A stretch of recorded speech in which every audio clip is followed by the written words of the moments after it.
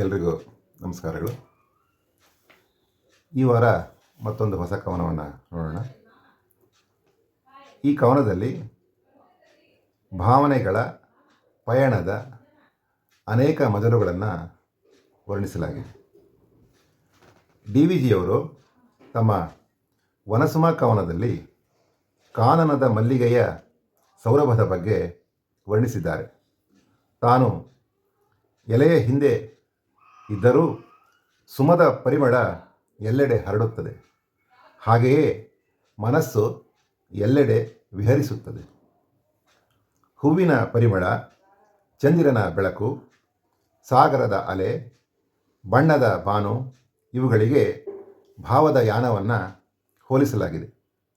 ಮನಸ್ಸು ವಾಸ್ತವದ ಕ್ಷಣಗಳನ್ನು ಆನಂದದಿಂದ ಅನುಭವಿಸುತ್ತಾ ಮುಂಬರುವ ಪ್ರತಿ ಕ್ಷಣಗಳನ್ನು ಸೋಜಿಗದಿಂದ ಎದುರು ನೋಡುತ್ತಾ ಅನುಭವದ ಎಡೆಗೆ ಸಾಗುವುದನ್ನು ಈ ಕವನದಲ್ಲಿ ಕಾಣಬಹುದು. ಈಗ ಕವನ ವಾಚನ. ಕವನದ ಶೀರ್ಷಿಕೆ ಭಾವದ ಪಯಣ. ಎಲ್ಲಿಯೋ ಪರಿಮಳ, ಎಲ್ಲಿಯೋ ಪಾದಪ, ಎಲ್ಲಿಗೋ ಓಡಿತು ಮನಸ್ಸು.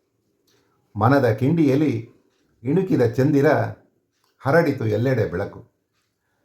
ಕಾಲವ ಮೀರಿದ ಭಾವದ ಯಾನ, ತೀರವನಪ್ಪಿದ ಅಲೆಯಂತೆ. ಅಳತೆಗೆ ನಿಲುಕದು, ಹಿಡಿದಿಡಲಾಗದು ಬೆರಗಿನ ಬಣ್ಣದ ಬಾನಂತೆ.